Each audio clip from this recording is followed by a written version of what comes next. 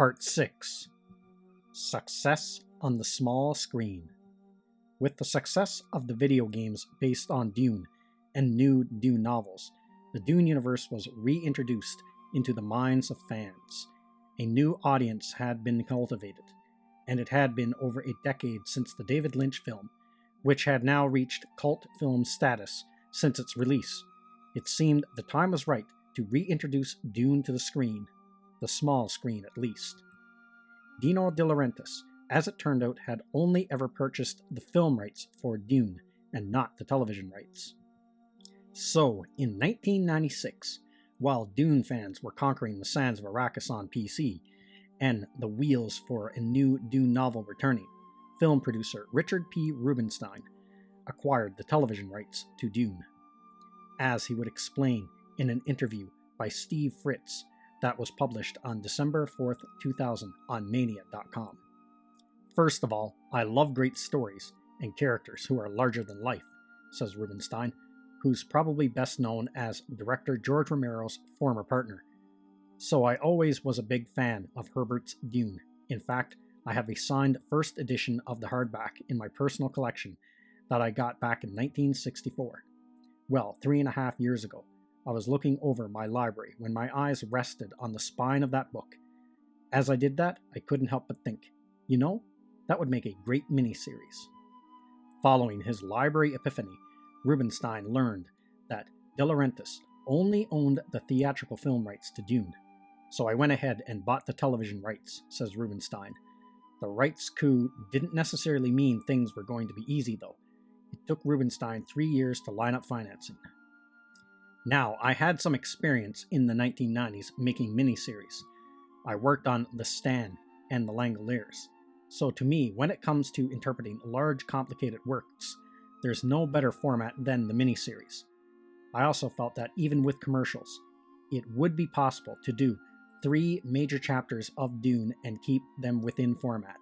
In fact, if we did it over 3 nights, we would play right into the strengths of the book. It was very symbiotic. Rubinstein, who had been a producer since the 70s and co-funded Laurel Entertainment with George A. Romero in 1979, a company he would later merge in 1998 with Aaron Spelling's own production company. Rubinstein co-produced a television miniseries written by Stephen King called The Golden Years in 1991. He also produced 2 miniseries for television based on Stephen King novels, The Stand in 1995 and The Langoliers in 1996. This experience in adapting novels to the television miniseries format would make him the perfect choice for Dune. Then, in 1997, news came out that Frank Herbert's Dune would be adapted into a television miniseries for the Sci-Fi Network, as seen here at the end of this November 17, 1997 article discussing Brian Herbert's $3 million Dune book deal with Bantam Publishers. Dune's media tie-in power is less stellar than Star Wars. The 1984 David Lynch film was a box office disappointment, although it's now a cult and camp classic. Another media boost may arrive soon, however, in the form of a new ABC Sci-Fi Network miniseries based on all the previous Dune works. The production was given the green light on Frank Herbert's Dune and would begin in November of 1999 in Prague. It would also star William Hurt, who was the first actor cast and would play Duke Leto Atreides. Director John Harrison would be brought on board to write and direct the miniseries. John Harrison began his career directing music videos and working with famed horror director George A. Romero. Actor Alec Newman was cast to play the lead of Paul Atreides. Born November 27, 1974 in Glasgow, Scotland, he was 26 when he played the role. Some of the other cast would include Saska Reeves as Lady Jessica, P.H. Moriarty as Gurney Halleck, Ian McNeice as the Baron, and Matt Kiesler as Fade Rautha, with many more. Frank Herbert's Dune aired in the United States on December 3, 2000, as a 3-part miniseries, with an estimated budget of about $20 million. The 2000 miniseries was a huge hit for the Sci-Fi Network. It had doubled all viewership records for Sci-Fi, putting Dune among the top 10 of basic cable original miniseries of the past 5 years. It would go on to win 2 Primetime Emmy Awards in 2001 for Outstanding Cinematography for a Miniseries or Movie, and Outstanding Special Visual Effects for a Miniseries or Movie. It was also nominated for an Emmy for Outstanding Sound Editing for a Miniseries or a Movie. Frank Herbert's Dune miniseries is currently rated at 7.1 out of 10 stars on IMDb. On Rotten Tomatoes, it is currently holding a 71% among critics and a 100% audience score. It should be noted that the 100% audience score is because, well, the one audience user left a review. Although it was a hit for the Sci-Fi Network, it still missed the mark for some critics, as seen here from this early review by Carmel Dagan for Variety from November 28, 2000. Spice is distinctly missing from the Sci-Fi Channel's 6-hour miniseries adaptation of Frank Herbert's Dune, the classic 1965 novel, which has sold 12 million copies, has stood well the sands of time. The basic material's as fresh as it was in 1984, when David Lynch made his feature adaptation, but the minis' bland, on-the-cheap approach to this necessarily epic story and the script's superficiality will disappoint Dune purists, fans of the Lynch film, and science fiction aficionados. Scott D. Pierce of the Deseret News felt that some books just couldn't be adapted, and Dune was one of them, as seen from this November 30th, 2000 review. Maybe there are some books that just can't be adequately transferred to the screen, and maybe Dune is one of them. Ron Wertheimer for the New York Times gave it a positive review in his December 2nd, 2000 review, saying, "You won't be bored. The production team keeps filling the screen with light and shadow in unexpected color combinations, creating environments that are more fascinating than believable. Glowing royal palaces, gloomy mountain caves, hypnotic dreamscapes." Jared Chambers of Film Freak Central also enjoyed the 2000 miniseries, as seen here in his review originally published June 20th, 2002. On the whole, I enjoyed the 2000 miniseries Frank Herbert's Dune, which was adapted and directed by John Harrison. It has a sustained mood, it conveys some of the spirit of its source material, and it is entertaining, especially the last episode. From what I could find, the 2000 Dune miniseries did not receive anywhere near the critical backlash from reviewers as the 1984 film. Also, this version seemed to connect better with the audiences as well. To tie into the miniseries, Cryo Interactive would release this tie-in video game based on the miniseries. However, where the miniseries was a hit, this game would be a bomb.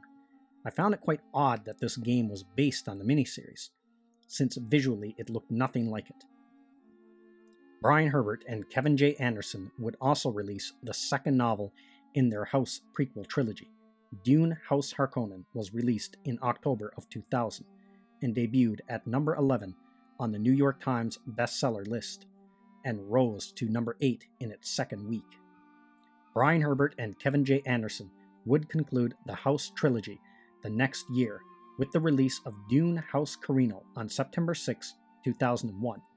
Dune House Carino debuted at number 8 on the New York Times bestseller list. With the success of Frank Herbert's Dune miniseries on Sci-Fi, a sequel was soon to follow. For the second miniseries, 2 of Frank Herbert's novels would be adapted for the sequel, Dune Messiah and Children of Dune. Director John Harrison would return to write the second miniseries and co-produce. Greg Yaitanes would be brought on board to direct instead, an Emmy award-winning director that had directed and produced hundreds of hours of television. Most of the original cast would return, with the exception of Saska Reeves, who could not return due to being pregnant. The role of Lady Jessica would be recast with actress Alice Cridge. She was actually John Harrison's first choice to play Lady Jessica in the first miniseries, but was unavailable for the role. Susan Sarandon would join the cast playing Francesca Carino. James McAvoy would also join the cast playing Paul Atreides' son Leto II. Born April 21, 1979, also in Glasgow, Scotland. He is the only actor to have ever played the role of Leto II so far. Along with Jessica Brooke, who would be cast as Ganima Atreides, Leto's sister. Frank Herbert's Children of Dune was released on March 16, 2003. Children of Dune would be another hit for the Sci-Fi Channel. Children of Dune would go on to win a Primetime Emmy Award for Outstanding Special Visual Effects and get nominated for Outstanding Sound Editing, Outstanding Hairstyling, and Outstanding Makeup for a limited series or movie. Children of Dune would get fairly good if somewhat mixed reviews, as seen here in this review by Ron Werthenheimer for the New York Times dated March 15, 2003. What can you do to clear your head when this troubled world becomes too much to bear? Visit another troubled world. The change of scene is exhilarating. But before you book passage, be warned. Subtlety, nuance, no and no. The plot, distilled by writer John Harrison from the second and third books in Herbert's convoluted saga, a porridge of action and allegory, doesn't always make sense. The film, directed by Greg Yaitanes, unfolds more as a pageant than as a coherent narrative. The acting, with one exception, is at best utilitarian. The universally attractive performers embody attributes, not people. Melanie McFarlane would also give Children of Dune a favorable review, with the exception of some of the acting. Children of Dune's only annoyance is the cast's insistence upon inexpressive acting. Fear may be the mind killer, but in this show power serves emotional strychnine. The more royal the character, the stiffer the expression. Princess Irulan, Julie Cox, looks as if she passes ice cubes each morning. Then again, she only makes Sarandon's scarce Wenceska more delightful. The exiled princess may be the villain, cooking up deadly schemes, but we're right along with her having a good time. Currently, there is no score for Children of Dune over on Rotten Tomatoes. Over on IMDb, Children of Dune is currently a 7.5 out of 10 stars. I did not catch Frank Herbert's Dune the miniseries when it originally aired, but it was a year later. I walked into my local video rental store, and there it was. I really enjoyed this adaptation and felt it was closer to the book than the 1984 film. As a miniseries, it had more room to tell more of Frank Herbert's story. However, with that said, I still prefer certain aspects of the 1984 film over the miniseries, like some of the casting choices, costume designs, soundtrack, and sets. One thing I really did not like about the miniseries was the still suit designs.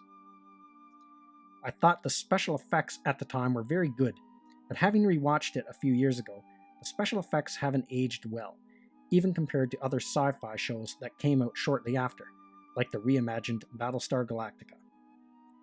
Children of Dune I also really enjoyed, and James McAvoy had a much greater screen presence than Alec Newman in my opinion.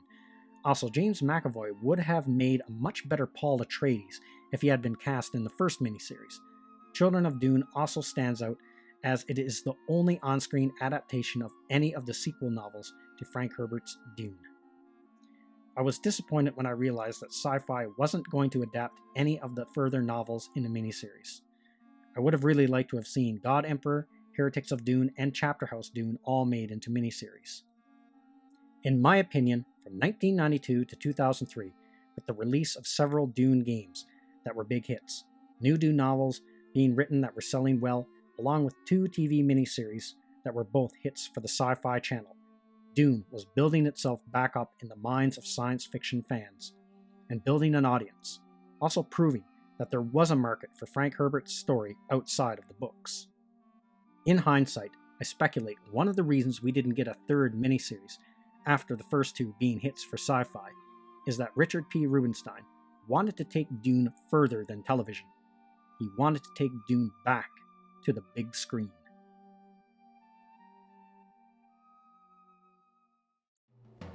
Thank you to all of my subscribers, and thank you for watching this video. And if you're new to the channel, like, subscribe, and share. And don't forget to hit the bell icon for notification when new videos are uploaded.